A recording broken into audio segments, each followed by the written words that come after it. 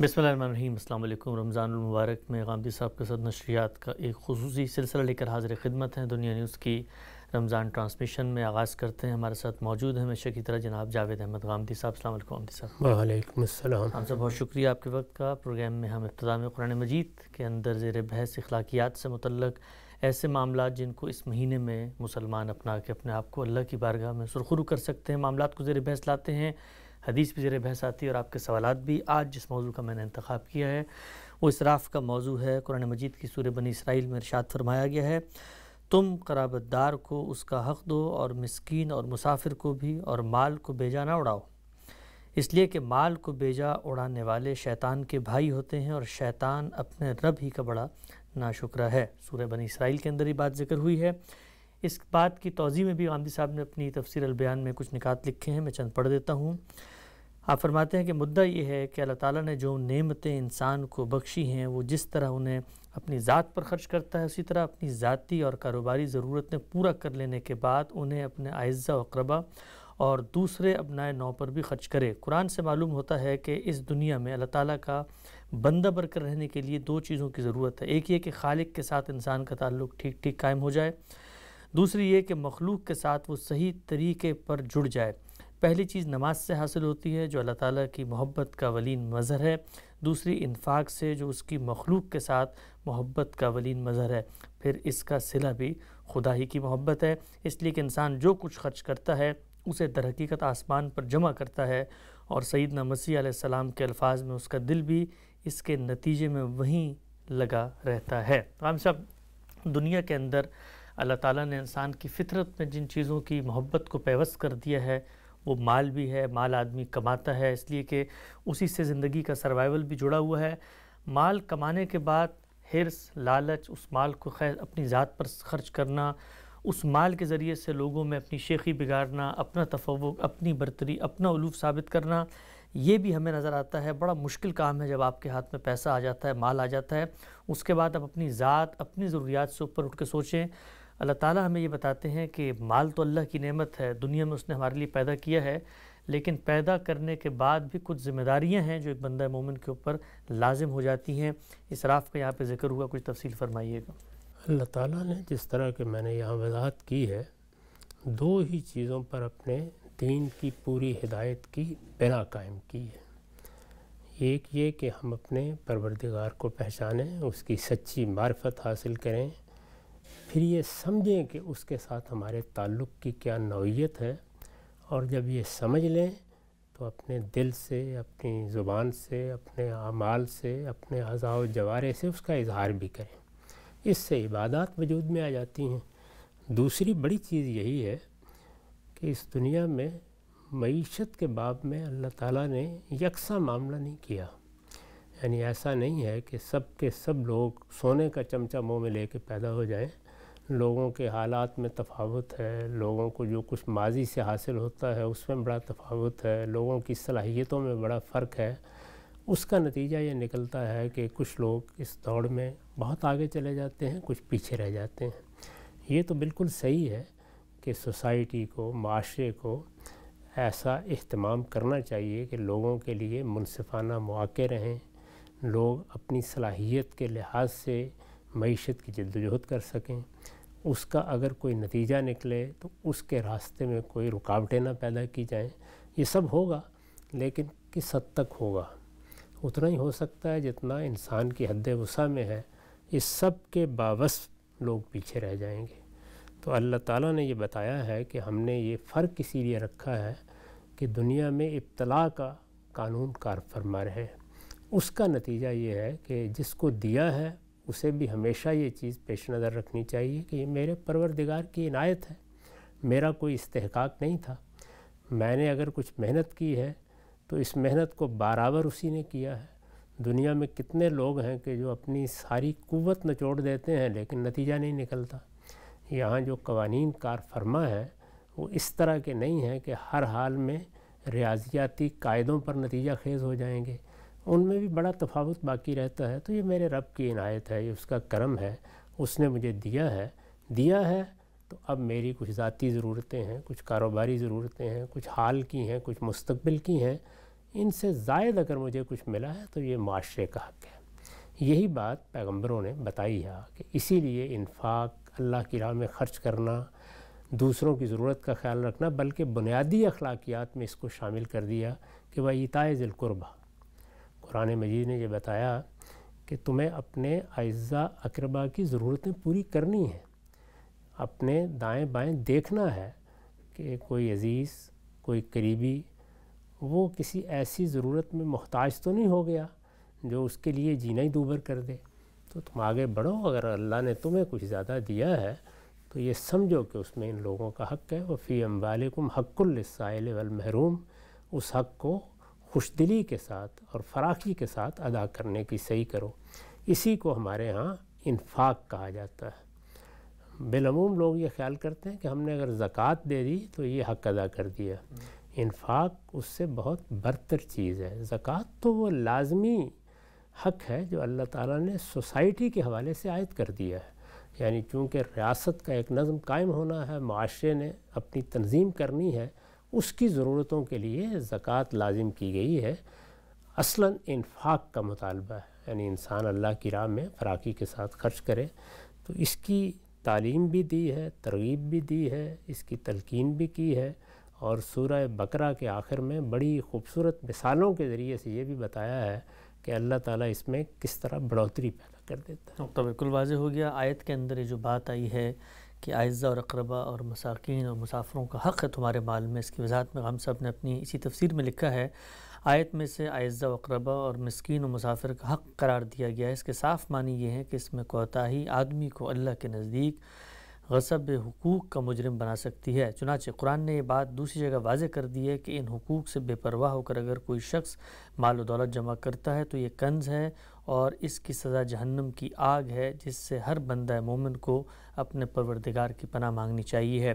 اسی آیت میں آگے یہ بات زیر بحث آئی تھی کہ آپ لوگوں کو خرچ اخراجات میں اعتدال کا رویہ اپنانا چاہیے ہے، بے پرواہ ہو کر سب چیزیں خرچ نہیں کر دینی چاہیے۔ اس کی وضاحت میں بھی ہم صاحب نے لکھا ہے، یہ اس لیے فرمایا ہے کہ انفاق فی سبیل اللہ کی توفیق انہی لوگوں کو ملتی ہے جو اپنے اخراجات میں اعتدال کا رویہ اختیار کرتے اور اللہ تعالیٰ جو رزق انہیں عطا فرماتا ہے اس کو اپنی کسی تدبیر و حکمت کا نہیں بلکہ اللہ کی عنایت کا نتیجہ سمجھتے ہیں۔ اس کی وجہ یہ ہے کہ جو شخص اپنی ضرورتوں کے معاملے میں اعتدال اور توازن کا رویہ اختیار نہیں کرتا، اسے اپنے ہی شوق پورے کرنے سے فرصت نہیں ملتی کہ دوسروں کے حقوق ادا کر پائے۔ ہم نے یہ دیکھا ہے دنیا کے اندر دولت تو اللہ تعالیٰ دے ہی دیتے ہیں، بہت بڑی تعداد میں اس وقت بھی دنیا میں موجود ہے، ان کے پاس مال ہیں، آسائشیں ہیں، اپنی ضروریات کو پورا کر کے زائد پیسہ بھی مل جاتا ہے۔ ہمارے ممالک کا حال اس سے ذرا مختلف ہے، لیکن پوری دنیا کے اندر مسلمانوں کی یہ نوعیت نہیں ہے۔ عالم عرب کو دیکھیں، ترکی کو دیکھیں، ملیشیا کو دیکھیں، لیکن مال ملنے کے بعد خرچ کرنے کا جو جذبہ ہے یہ دیکھا گیا ہے کہ بڑے بڑے امراء میں، بڑے بڑے سلطانوں اور رئیسوں کے اندر پیدا نہیں ہوتا۔ خرچ کرنے کا جذبہ کیا بچپن سے آدمی میں پیدا کیا جائے، ایک عادت کے جیسے نماز کی ایک عادت ڈالی جاتی ہے، اس طرح خرچ کرنے کی بھی عادت، کیونکہ کسی دوسرے پہ خرچ کرنا بظاہر کوئی آپ کو منفع دے نہیں رہا ہوتا وہاں پہ۔ جتنے بھی محاسن اخلاق ہیں ان کی تربیت کی ضرورت ہوتی ہے، تاہم اللہ تعالیٰ نے طبائع میں فرق رکھا ہے۔ بعض لوگوں کے ہاں چیزوں سے متعلق وہ لگاؤ نہیں ہوتا کہ یہ میری ہے اور اس کو مجھے اپنے جگہ رکھنا ہے اور مجھے کسی اور کو نہیں دینی ہے اور میں اس کو استعمال نہیں کرنے دوں گا، اور بعض لوگ ہیں کہ ان کے ہاں اس طرح کا ایک شح ہوتا ہے طبیعت میں، اس کو قرآن نے بیان بھی کیا ہے۔ تو طبیعت میں جو خرابیاں ہوتی ہیں ان کو بھی تربیت سے درست کیا جا سکتا ہے، اور جو خوبیاں ہوتی ہیں ان کو بھی تربیت سے بڑھایا جا سکتا ہے اور اعتدال میں بھی رکھا جا سکتا ہے۔ اصلی چیز یہ ہے کہ دین کی ہدایت کو سامنے رکھ کر ہم اپنی تربیت اس طریقے سے کریں، اور بچپن ہی سے کرنی چاہیے، یعنی والدین کریں گے، اعزاء اقربا کریں گے، ہمارا ماحول کرے گا۔ تربیت کے بغیر تو کوئی چیز بھی صحیح اصولوں پر نشو و نما نہیں پاتی۔ ہم کوئی بیج بوتے ہیں، اس سے ایک پودا نکلتا ہے، اس کی بھی ساخت پرداخت کے لیے بڑی محنت کرنی پڑتی ہے۔ دنیا میں جتنے کام بھی اللہ تعالیٰ نے انسان سے متعلق کیے ہیں وہ تہذیب اور تربیت کے مختلف مراحل سے گزرتے ہیں۔ تو تہذیب نفس کے لیے یہ ضروری ہے کہ ہمیں شعور ہو تو ہم بھی اپنے آپ کو خود احتسابی کے ذریعے سے بہتر کریں، اور جب ہم کسی کی آغوش میں ڈالے گئے ہیں، کسی کے زیر تربیت ہیں، کسی کے زیر سایہ ہیں، کسی کے زیر سرپرستی ہیں، تو جن کے زیر سرپرستی ہیں وہ بھی تربیت سے غفلت نہ برتیں۔ وہ بالواسطہ بھی ہوتی ہے، بلا واسطہ بھی ہوتی ہے، اس میں بعض اوقات ماحول آپ سے آپ اثر انداز ہو جاتا ہے۔ آپ کے والدین، آپ کے اعزاء اقربا، وہ خود مال کو کس نظر سے دیکھتے تھے، ان کو اللہ تعالیٰ نے کوئی نعمت دی تو انہوں نے کس طرح اس کو عام کرنے کی صحیح کی، اپنی ذمہ داریاں کس طریقے سے پوری کیں، تو اس کے انسان کے گرد و پیش میں شواہد ہوتے ہیں۔ اسی طرح سے یہ کوشش کرنی چاہیے کہ لوگ صالحین کی روایات دیکھتے رہیں، یہ دیکھتے رہیں کہ اللہ تعالیٰ نے جن بندوں کو یہ توفیق دی ہے کہ وہ نیکی کی زندگی بسر کریں، انہوں نے کیا رویے اختیار کیے، اس میں صحابہ کرام کی مثالیں لوگوں کے سامنے رہیں، وہ بھی تربیت کا ذریعہ بنتی ہیں، اور آپ کی برادری میں، آپ کے علاقے میں، آپ کے تعلق والوں میں، آپ کے اساتذہ میں اچھی مثالیں موجود ہوں، وہ بھی اثر انداز ہوتی ہیں۔ پھر سوسائٹی میں جو لوگ نمایاں ہو جاتے ہیں، وہ علماء ہوں، وہ سیاستدان ہوں، دانشور ہوں، وہ کیا مثالیں قائم کر رہے ہیں، تو یہ ساری چیزیں مل کے انسان کی تربیت کرتی ہیں۔ تربیت تو ناگزیر ہے، لیکن سارے انسان یکساں نہیں ہوتے، جس طرح کہ میں نے عرض کیا، ان میں اللہ تعالیٰ نے تفاوت رکھا ہے، تفاوت کا لحاظ کر کے کبھی کسی چیز کو بڑھانا پڑتا ہے، کبھی کسی کو گھٹانا پڑتا ہے، کسی میں توازن پیدا کرنا پڑتا ہے، اور کسی چیز کے معاملے میں ذرا زیادہ محنت کرنا پڑ جاتی ہے۔ یہی وہ طریقے ہیں جو اللہ تعالیٰ نے بندوں کو سکھائے ہیں، اور اس سے علم بھی بڑھتا ہے اور تہذیب بھی آگے جاتی ہے۔ بالکل ٹھیک، نقطہ بالکل واضح ہو گیا۔ قرآن مجید کی سورہ اعراف میں بھی یہی بات بیان ہوئی ہے۔ اللہ تعالیٰ کو ہر چیز میں اعتدال پسند ہے، حد سے متجاوز رویہ اللہ کو پسند نہیں ہے۔ ارشاد فرمایا ہے، آدم کے بیٹو، ہر مسجد کی حاضری کے وقت اپنی زینت کے ساتھ آؤ اور کھاؤ پیو، مگر حد سے آگے نہ بڑھو، اللہ حد سے آگے بڑھنے والوں کو پسند نہیں فرماتا۔ ہم سب نے لکھا ہے، مطلب یہ ہے کہ پہننا ہو یا کھانا پینا، ان میں سے کوئی بھی چیز ممنوع نہیں ہے۔ خدا کی شریعت میں ممنوع صرف اسراف ہے، اس سے ہر حال میں بچنا چاہیے۔ مولانا امین احسن اصلاحی صاحب تدبر قرآن وہ اسی آیت کی توضیح میں لکھتے ہیں، اللہ تعالیٰ قائم بالقسط ہے، اس وجہ سے مقسطین یعنی عدل و اعتدال پر قائم رہنے والوں کو پسند کرتا ہے، اور مسرفین یعنی عدل و اعتدال سے تجاوز کرنے والوں کو پسند نہیں کرتا۔ یہ بے اعتدالی افراط کی نوعیت کی بھی ہو سکتی ہے اور تفریط کی بھی۔ یہ دونوں ہی باتیں خدا کی پسند کے خلاف ہیں۔ نہ وہ یہ پسند کرتا ہے کہ آدمی کھانے پینے پہننے ہی کو مقصود بنا لے اور رات دن اسی کی سرگرمیوں میں مشغول رہے، اور نہ وہ یہ پسند کرتا ہے کہ ان چیزوں کو راہبوں اور جوگیوں کی طرح تیاگ دے۔ تبذیر اور تفریط دونوں ہی شیطان کی نکالی ہوئی راہیں ہیں۔ خدا زندگی کے ہر پہلو میں عدل و اعتدال کو پسند کرتا ہے۔ ہم نے دیکھا ہے، اللہ تعالیٰ کی منشا کی یافت میں سرگرداں مذہبی لوگ اور ان کی روایات جب اللہ کی قرب کی متلاشی ہوتی ہیں تو اس میں حدود سے تجاوز ہو جاتا ہے۔ جس طرح اسراف میں خرچ کرنے میں تجاوز ہو جاتا ہے اپنی ذات کے اپنے معاملات میں، اسی طرح سے اللہ کی خوشنودی اور اس کی تائید کی یافت میں بھی تجاوز ہو جاتا ہے۔ اور ہم نے دیکھا کہ پوری کی پوری مسیحی روایت کے اندر یہ تسلسل پیدا ہوا کہ جس میں ترک دنیا ہے، اور ہمارے ہاں بھی صوفیاء کی روایت میں بھی بات نظر آتی ہے۔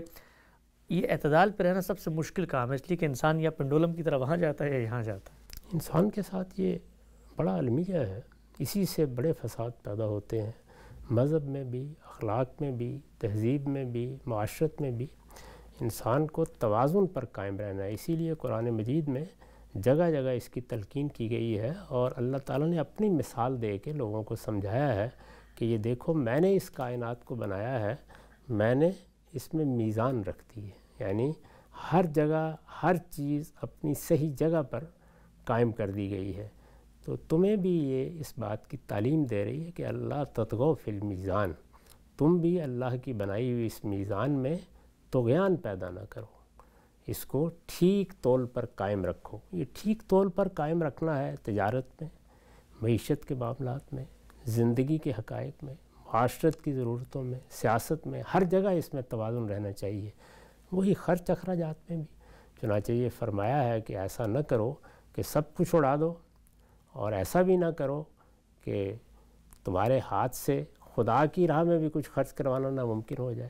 تو دونوں چیزوں میں توازن رہنا چاہیے، یعنی بندہ اپنے اعزاء اقربا پر بلکہ اپنی ذات پر بھی اگر اللہ نے اس کو دیا ہے تو فراخی کے ساتھ خرچ کرے، اور اس کے بعد اللہ کے بندوں کی طرف بھی توجہ رکھے کہ اس کے گرد و پیش میں، اس کے اعزاء میں، اس کے احباب میں کون ضرورت مند ہیں جن کی کوئی ضرورت وہ پوری کر سکتا ہے، پھر اللہ پر بھروسہ کر کے ان کی ضرورتیں پوری کرے، اللہ اس کی ضرورتیں پوری کرے گا۔ ٹھیک، اگر ہم سب ایک آخری پہلو یہ بیان کیجیے گا، مال کسی کے پاس اپنی ضرورت سے زیادہ ہے، وہ اللہ کی راہ میں خرچ کرے اعتدال کے ساتھ، اللہ اس کا اجر دیں گے، لیکن زیادہ اجر تو اس بات کا ہونا چاہیے نا کہ آپ کے پاس آپ کی ضرورت کا ہی مال ہے، آپ اپنی ضرورت کو کاٹ کر اللہ کے راستے میں دیتے ہیں، تو اس میں تو زیادہ مشقت اور زیادہ جس کو آپ کہتے ہیں رضامندی کی طلب ہے، تو اس کا اجر بھی زیادہ ہونا چاہیے۔ اس میں کیا شک ہے، وہ تو بتا دیا وَلَوْ كَانَ بِهِمْ خَصَاصَةٌ، یعنی وہ لوگ کہ جو اپنی ضرورت کو بھی روک لیتے ہیں، بڑی بات ہے۔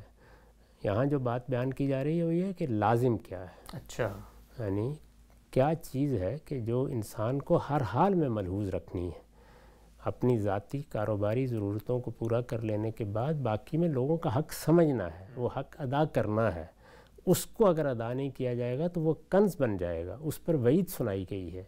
لیکن آدمی اس سے آگے بڑھ جائے تو کیا ہی کہنے ہیں، تاہم اس سے آگے بڑھتے وقت بھی پیچھے مڑ کے ضرور دیکھ لینا چاہیے، جیسے کہ حضور نے تلقین فرمائی کہ کہیں آدمی اپنے اعزاء اقربا اور بیوی بچوں کو تو محروم نہیں کر رہا، تو اعتدال کے ساتھ معاملات کرنے چاہیے، اور اعتدال کے ساتھ بعض اوقات اپنی ضرورتوں کو روک کر بھی خرچ کیا جاتا ہے۔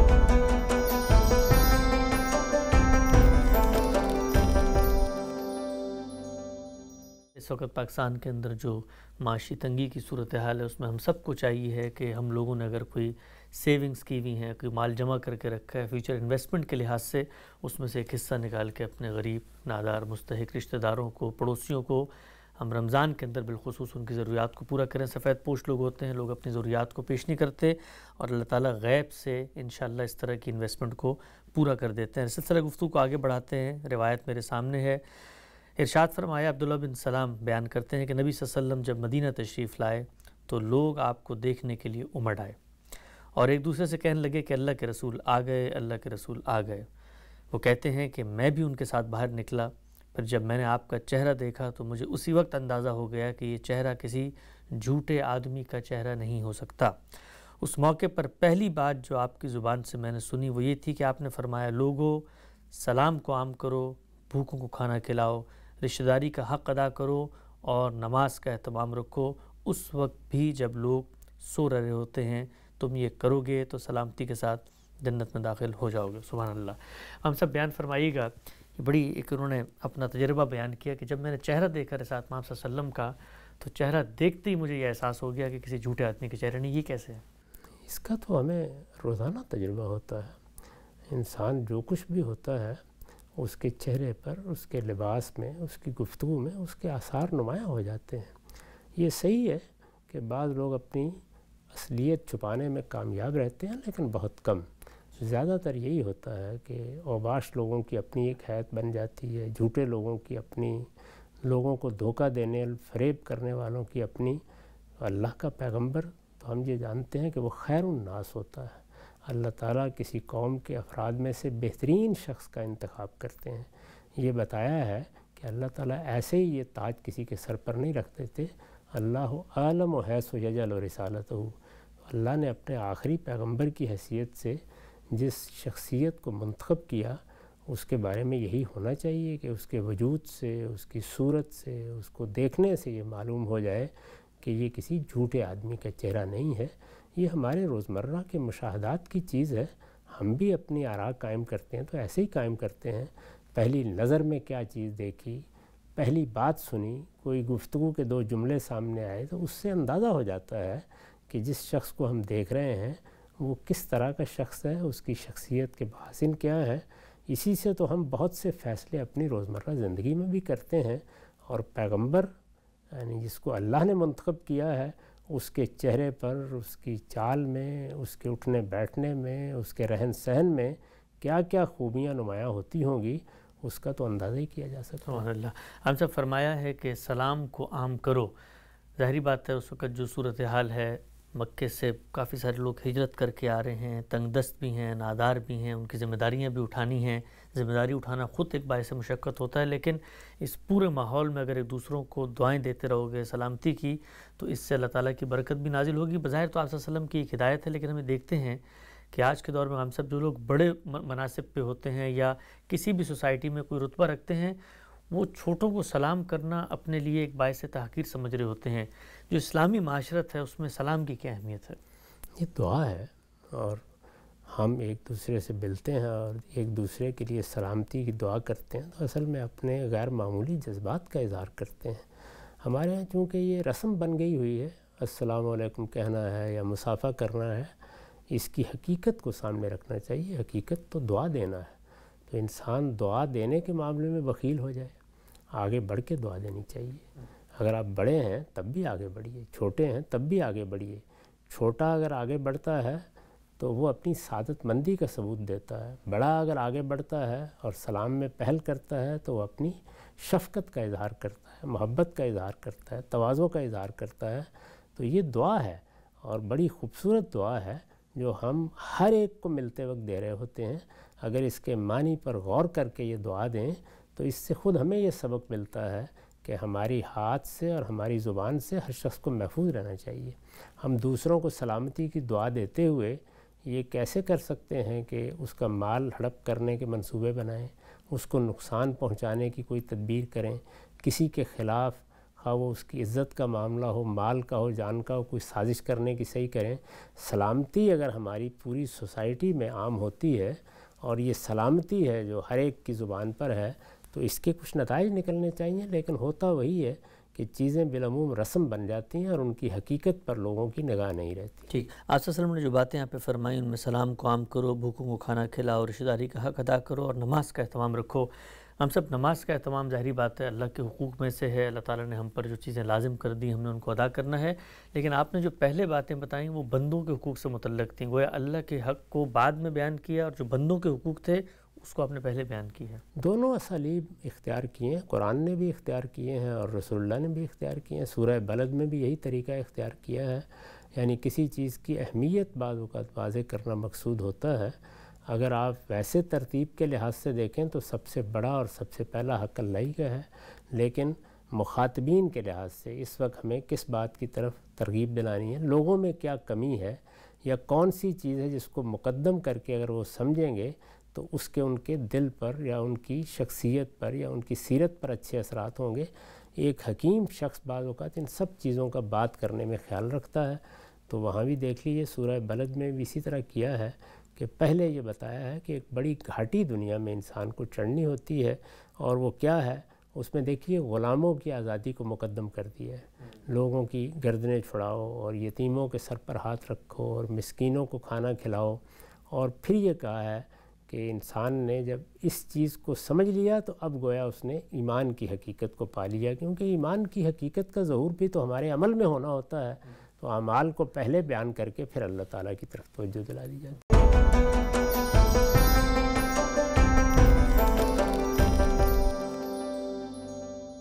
حدیث کے بعد ایک دو متفرق سوالات بھی لے لیتے ہیں ہم سب. یہ سوال ہے کہ حکومتی سطح پر کیا مسلمان حکمرانوں کی ذمہ داری ہے قرآن مجید کی اشاعت کا اہتمام کریں اور دنیا تک اسے پہنچائیں؟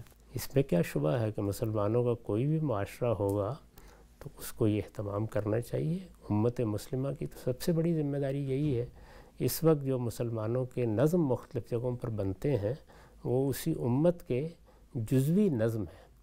اگر آپ اس کو اس کی کلیت کے لحاظ سے دیکھیں تو مسلمان امت کو اسی منصب پر فائز کیا گیا ہے کہ وہ لوگوں کے لیے دین کی گواہ بن کے رہے گی. لِتَكُونُوا شُهَدَاءَ عَلَى النَّاسِ وَيَكُونَ الرَّسُولُ عَلَيْكُمْ شَهِيدًا. یہ ذمہ داری سب سے بڑھ کر تو اہل عرب کی ہے، اس لیے کہ ان کے علاقے کو اسی مقصد کے لیے خاص کیا گیا ہے، وہاں توحید کا مرکز بنایا گیا ہے. ان کی اولین ذمہ داری یہی ہے کہ وہ بیت اللہ کی طرف لوگوں کو بلائیں اور قرآن مجید کو عام کریں. قرآن مجید ہی اصل میں دعوت کی بنیاد ہے. اللہ تعالیٰ نے بہت وضاحت کے ساتھ یہ بتا دیا ہے کہ ذکر بالقرآن من یخاف وعید. ہمیں اللہ کی کتاب لے کر غیر مسلموں تک خدا کا پیغام پہنچانا ہے. میری یا آپ کی تقریریں اور ہماری تصنیفات اور کتابیں یہ ثانوی حیثیت رکھتی ہیں اور یہ بعد میں زیر بحث آنی چاہیے. جب کوئی اللہ کے دین کی طرف متوجہ ہو جاتا ہے تو اب اس کو تعلیم و تربیت کی ضرورت ہوتی ہے. اس میں ظاہر ہے کہ پھر دین کو بھی سمجھنا ہے، تفسیریں بھی پڑھنی ہیں. پہلا مرحلہ یہی ہے کہ لوگوں تک اللہ کی کتاب پہنچے. اس کا اہتمام ہر سطح پر کرنا چاہیے۔ نقطہ بالکل واضح ہو گیا۔ رمضان کے اندر نشست کا سلسلہ جاری ہے، وقت یہاں پہ ختم ہوتا ہے، کل دوبارہ اسی وقت حاضر خدمت ہوں گے، اب تک آپ کو بہت شکریہ۔